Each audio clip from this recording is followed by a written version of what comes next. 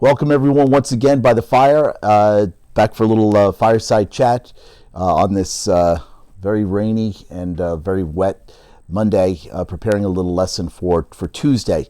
Today we want to talk about the sexual revolution and how things have evolved in not only America but in the world, and how we really have accepted as the new norm the exploitation of the body, and even the kind of the normalization of lust in the way that we view other people.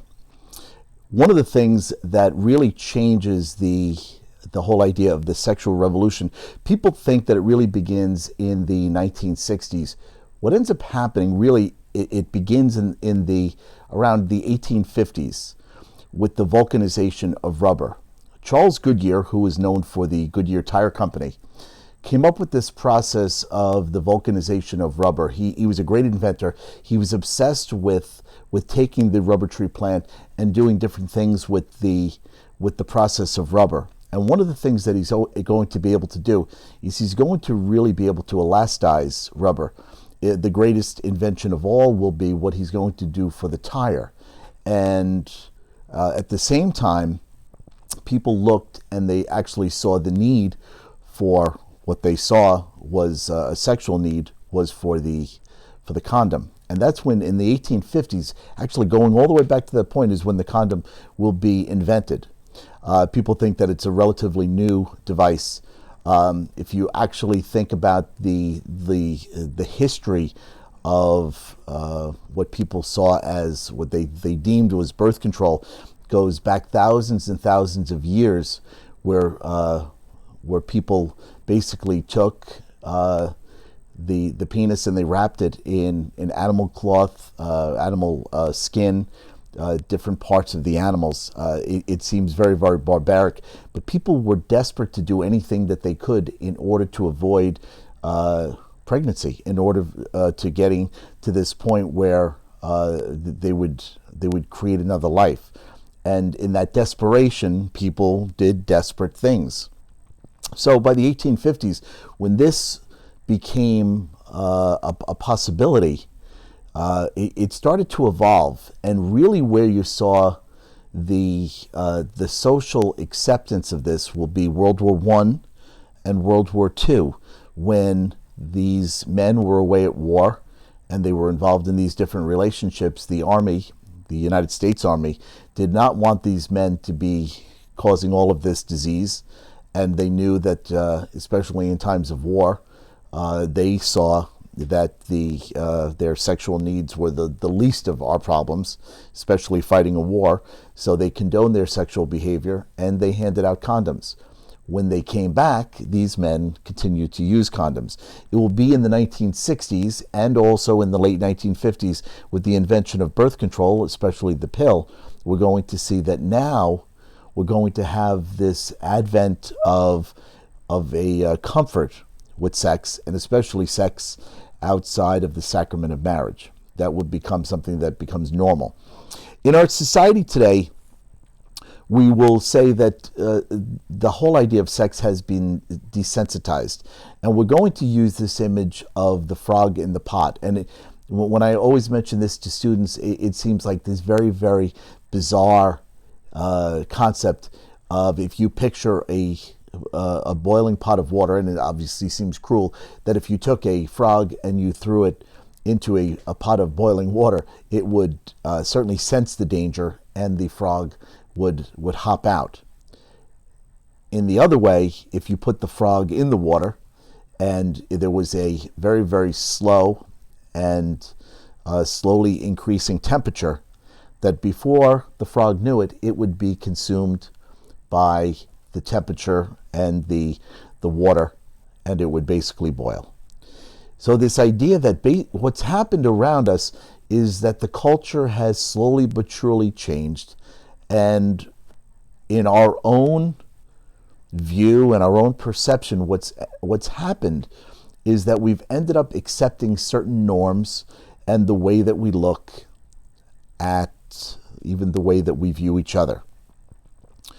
If we look even at the evolution of the bathing suit And how have we gotten to, wearing what basically is no more than underwear at the beach? It seems like so, absurd. But if you look at the bathing suits in the 1800s, earlier 1900s, I know with my own grandparents, you saw these heavy wool bathing suits that went down to a little over the knee, or maybe even over the knee.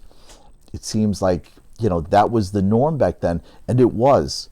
And what's going to actually happen is that people saw a need for the U.S. Olympic rowing team, and they're going to ask, of all people, I believe his name was Carl Jansen, and he actually was into textiles, and he was, head of a clothing company. He did certain designs, and what he's going to end up doing is he's going to integrate certain nylon materials, and he's going to combine them into a stretchable material that the rowing company, the rowing team would see that they could now use this, and they had more flexibility as they were beginning to row.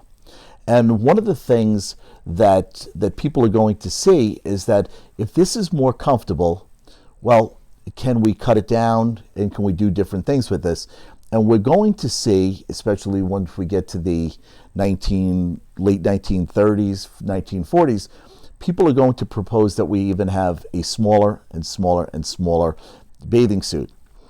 When there was atomic testing in the Bikini Islands, in the East, I think around the Philippines, what you're going to see is that there's going to be a French designer, and what he's going to do is he is going to come up with his own invention of the bathing suit, and he's going to name it after the Bikini Islands.